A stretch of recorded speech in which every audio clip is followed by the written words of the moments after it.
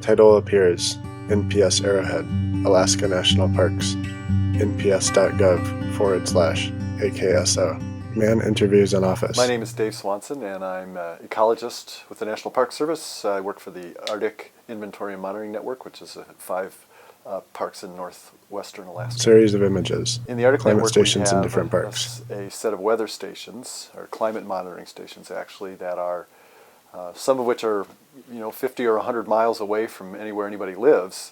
And so what we've done is we've put remote automated cameras Close-up view at of these remote camera setup. sites that take pictures year-round. Man working on so climate that we can station. see what's going on in the environment, even though there's nobody there. Winter time-lapse. Upper Charlie River. In the Arctic, Yukon-Charlie Rivers National there's Preserve. There's snow on the ground for 8 months or so in the winter, even longer in some places.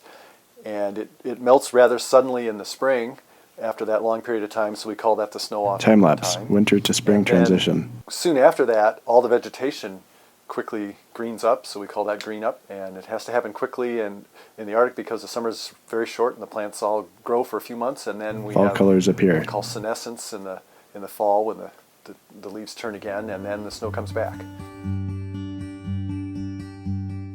When climate change happens, or even just what we think of as normal climate fluctuations, the way that's manifested in the environment is by changes in what we call phenology, which is the timing of these events. With the camera, you can actually quantify the greenness of the scene, and so you can be more sure that you're getting it right because you are actually making measurements as opposed to trying to kind of subjectively assess what the stage of the greenness is.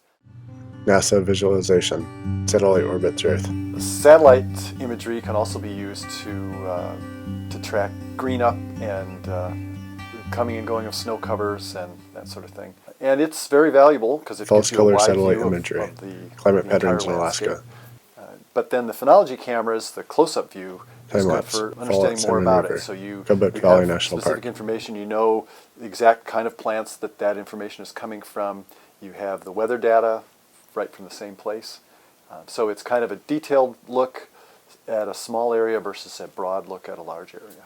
The Time-lapse. length of the Flowers growing bloom at Gates season Glacier. affects Wrangell St. how Elias much National Park production and there is. Preserve. It affects what kinds of plants and animals can live Bee there. drinks nectar So if there's from a pink change in the tundra growing blossoms. season, it'll affect the productivity of that environment. Mother what and baby plants loons animals paddle can live across there, Tundra and then Lake. it'll affect what migratory wildlife encounters when they come Caribou and go trek across from that tundra. place. And they'll come at a different time of the year if these events come at different times. Arctic loons paddle across What partially happened frozen lake. in 2013, the fall of 2013, which was the first fall that we had our cameras out and that we had data for, there was a thaw at sevevel of our Series of stations. images. Snow melts in climate October, and all the stations. snow melted off. And for a couple of those, the snow came back by the end of October, and they ended up with a relatively normal winter.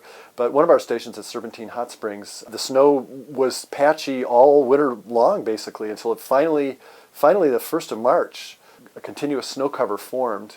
And then it was a more normal winter then from March through April when it melted, and the spring was a little early. But it was interesting that we caught on film what we think is probably a highly unusual event in our first year.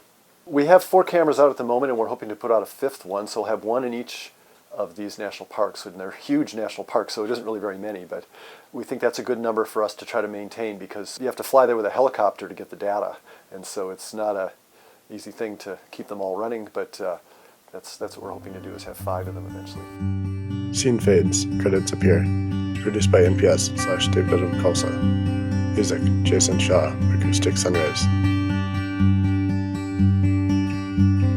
NPS Arrowhead.